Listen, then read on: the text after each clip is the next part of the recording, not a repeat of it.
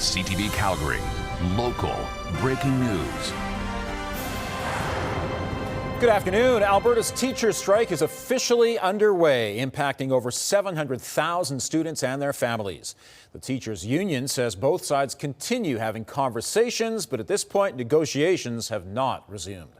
On Sunday, thousands of teachers and their supporters rallied outside McDougall Centre in Calgary and the legislature in Edmonton. Last month, teachers overwhelmingly rejected the government's latest offer, which included a 12% pay raise over 4 years and a government promise to hire 3,000 more teachers to address class sizes. Alberta's Premier and Finance Minister have claimed the union appears disconnected from what frontline educators want in a new contract.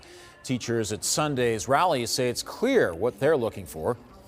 This is not about paychecks necessarily. This is about complexities and funding in the classroom. Why does Alberta, the richest province, have the poorest funded classrooms? The sizes of classes, having to teach 37 grade 6 kids, it's too much. And I feel something needs to change, and nothing's changed for so long. We're at a point where something needs to give. We're in a place where we've got a broken system. It's sick. It's been death by 1,000 budget cuts. It's ready to get back to the bargaining table as soon as the teachers' union leadership is ready. Sentencing is underway for a teen found guilty of manslaughter. 18-year-old Danilo Canales-Glenn died in 2023 after being bear sprayed, beaten, and stabbed. He was playing basketball in Copperfield with friends. Court heard Canales-Glenn was attacked after asking two onlookers, "What are you looking at?" Two brothers were charged in his death. The youngest is being sentenced today for manslaughter. He was 16 when the death happened and can't be named because of the Youth Criminal Justice Act. His older brother's trial gets underway in November. Despite being an adult, he also can't be named because it would identify his brother. A person has been hit by a train in the southeast. It happened just before 8 this morning at the southeast intersection of 1st Street and 10th Avenue. The person was taken to hospital in serious condition.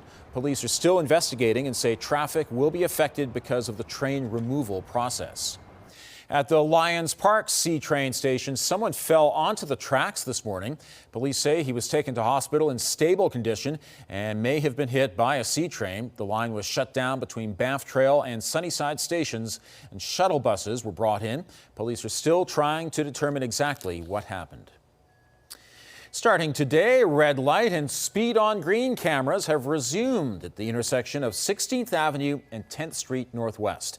A fatal collision there in August is part of the reason why Calgary police asked for approval from the province to resume enforcement. Two other high collision intersections in Calgary were also given the green light by the province to resume automated enforcement.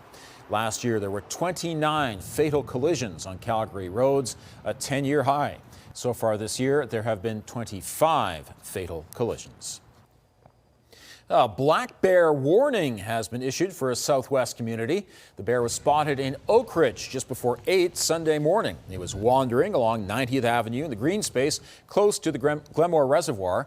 Alberta Fish and Wildlife was notified. Police say the bear is not showing any signs of aggression, but they're reminding anyone walking in the area to be careful and not approach the bear. Advance voting is underway for Calgary's municipal election. Mayoral candidate Sonia Sharp cast her ballot this morning. Between now and October 11th, eligible voters can head to any of the 42 advanced polling stations around the city. Voters must be 18 years old or older and hold Canadian citizenship. You also need to bring at least one piece of government-issued photo ID. Advance polls are open from 10 a.m. to 7 p.m. Voters have several issues on their minds. Rezoning, which was, in our opinion, against 70% or 60% of people who presented at the hearings were not in favor of that. For me, housing is one of the biggest issues. Safety around Calgary, another one.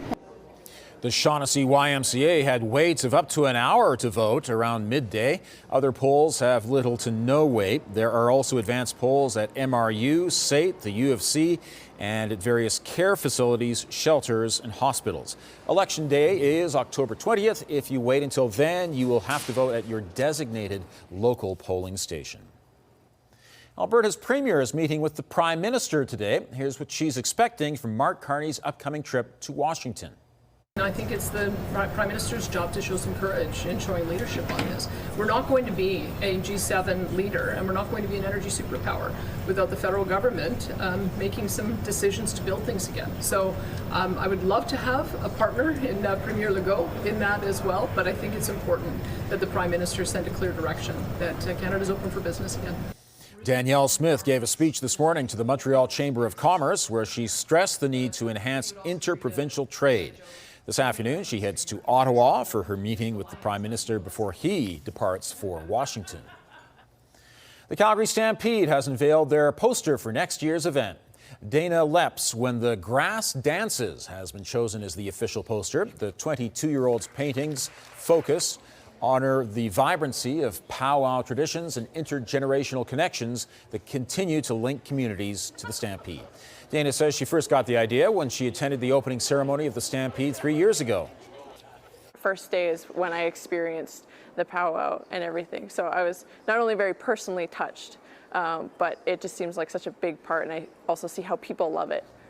The 2026 Calgary Stampede goes from July 3rd to the 12th next year.